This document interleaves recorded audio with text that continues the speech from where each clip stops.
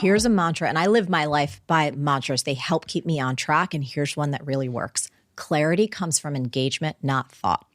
Clarity comes from engagement, not thought. What does that mean in this context? It means that every single person listening right now, let's say they have a job and they're like, I am done with this job, but I don't know what else I should be doing.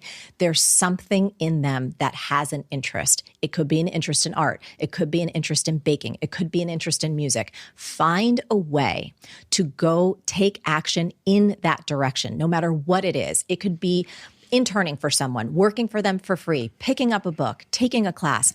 Finding some way to get involved in that area will give you not only insight, but it'll start to open up creative channels. You'll start to meet people. You'll start to say, oh, this is great as a hobby, but I would never want to do this as a career.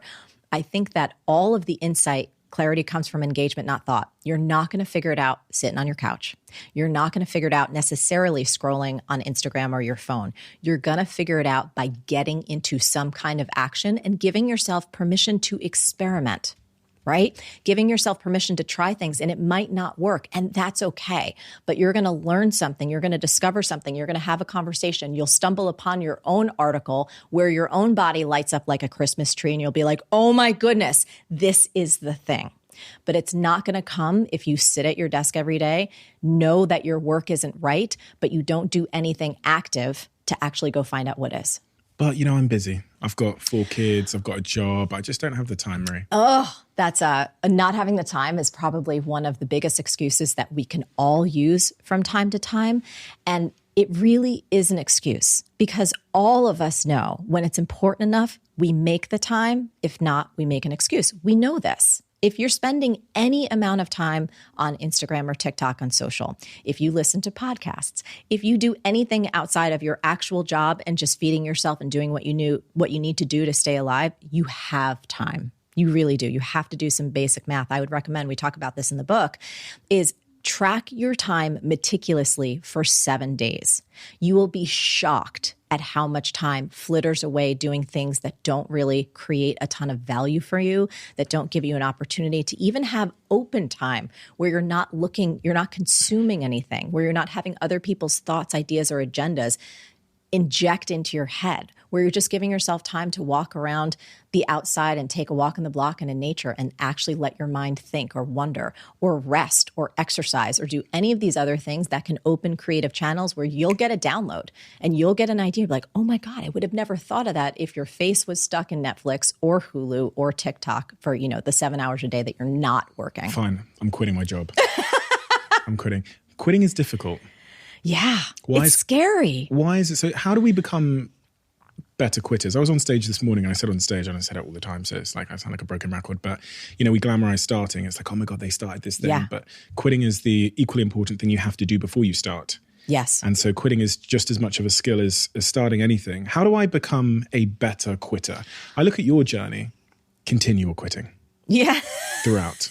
And it's funny because that almost sounds like an insult, doesn't it? No, but it does on the surface because quitting is for losers. Yes. Well, if you believe that. That's the slogan. Quitting is for losers. Right. But if you hadn't quit, imagine the misery. I would have been so miserable. And so I think there's a couple of things to it. One, I think understanding your risk averseness as a human being is very important. And let me tell you what that means. For me, financially speaking, I'm fairly risk averse. So because of my upbringing, because of this kind of perpetual financial scarcity that there was, I'm not the kind of person who's just going to burn the ships behind me and say, okay, I'm quitting my job, at the magazines and let me just start this coaching business and figure it out. It was like, no, I went back to bartending and waiting tables pretty much 7 days a week because that's what it took to keep the roof over my head and eating food while I figured out this life coaching business. So I would say for anyone listening right now, if you're thinking about quitting, take a look inside. What's your risk averseness? There's a study that was done in the United States. They tracked about 14,000 entrepreneurs, and they found that those who kept their day job as they started their business were 33% less likely to fail.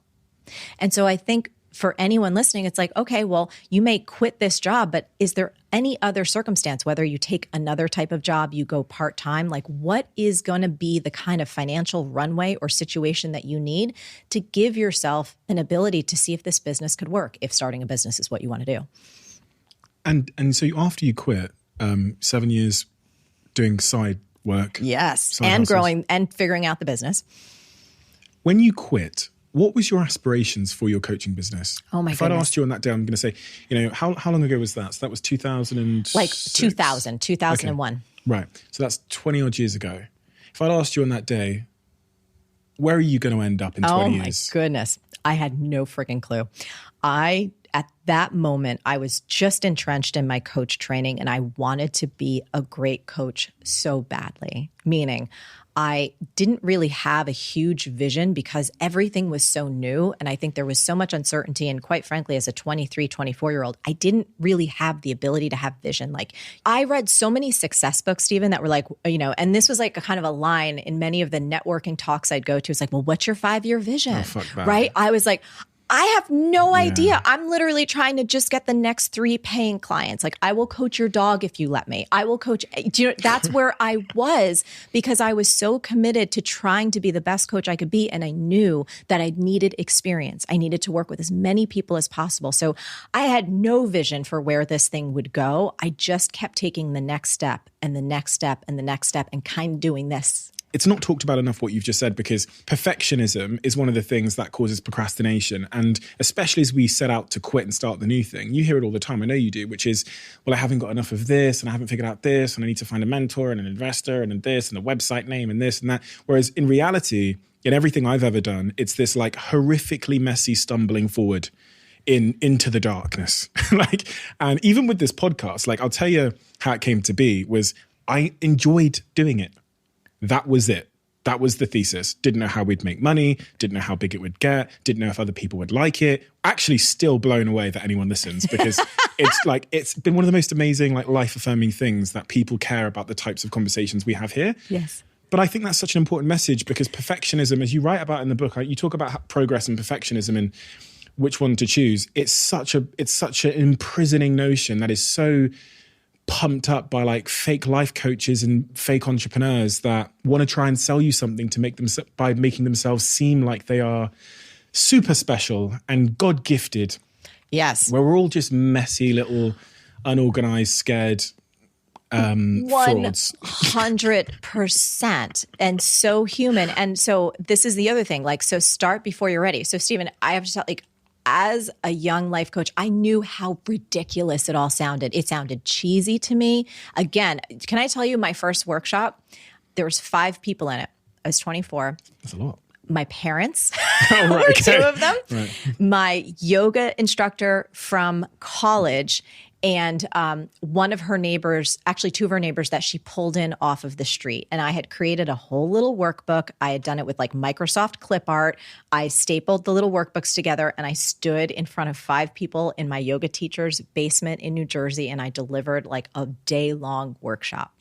And like I think back to that cringy Marie, but she was also awesome because she started before she was ready. She didn't know what the hell was going on, but she did it. And it was like the worst thing I probably ever did, but I did it. And then it gave me a little bit of experience to then like go do something else and then go do something else. So to your point, it's like everything for me has been messy. I'm like, I don't know if this is going to work. This sounds like a lot of fun. I have energy towards it. I want to make a difference. Let's try it.